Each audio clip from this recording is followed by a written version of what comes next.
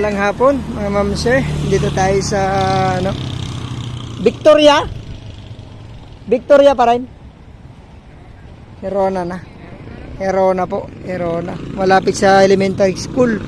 Ito po yung umpisa ng lupa natin. No? Medyo mababa lang siya. Sa may sakya. Ay sa may kalsada. Tutok sa may Teplex. Pero ano to. Magandang fish pan. Ruing fish pan. Pero kung gusto nyo pong tabunan to, maging residential, maganda rin. Mura naman po eh. So, ayun, kung may contact po kayo dun sa may-ari ng Teplex na yan, pwede tayong magbukas dyan. Dito sa Herona. So, mga 100 meters po yung frontage nito. Medyo mababa lang sa may kalsada, pero pagka gusto nyo pong tambakin para maging residential, o kaya pwede siyang fish pan na ano, wala naman pong walang baha na. Pong baha, kaya lang naging catch basin siya ng tubig kasi siya po yung pinakamababang part dito sa residential. So meron siyang power line, internet, nawasa, meron na rin po nawasa ng mga 100 meters sabi ng ating contact dito sa Herona, Tarlac. Yan, isi-ship natin yung aerial view mga ma'am sir. Pasukin ko lang, medyo mababa lang siya dito sa atin.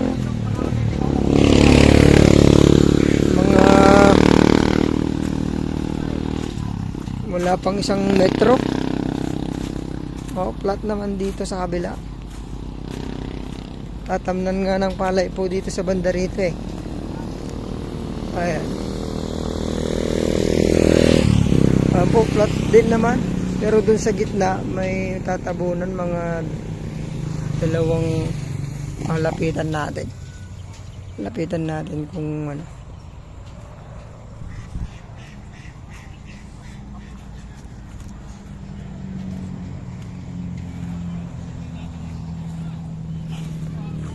...100 meters... ...hanggang dyan... ...hanggang doon pa... ...so siship na lang natin sa ano... ...mababa ano... ...may fish pan din pala doon no... ...sa kabila pero hindi na po kasali... ...hanggang dito na lang narad... ...sa ano po ya... ...Bayog... ...makikita mo lang kayo ng adyo po... Ay, ito ay murdong na. So nagkasjay. Oh, hanggang doon pala. Pag ganun, tapos doon sa may Gana jay Damortes. Gana jay pagdaldala ng tao. Gana jay dalan na jay pagdaldala niya jay. Ganda ng mga itik oh. Hindi naman daw po ano to. Tumataas daw pero hindi naman siya totally baha. Pero summer daw wala na pong tubig to. So okay naman siya. Tabunan natin. Kung gusto niyo ng fish pan naman, may fish pan po dyan no, katabi niya. Hanggang dun yung property. Tapos yun yung Teplex natin. Ayan, tas hanggang dun yung property sa may bahay na dinadaanan na yan. Yun na rin po yung boundary natin. So parang hindi siya 1.8 kasi sabi nung dito yung taga rito nabawasan po ng Teplex, kaya siguro less than ano na to. Sabihin na natin 1 hektarya mahigit. Ayan po, papasukat na lang po natin.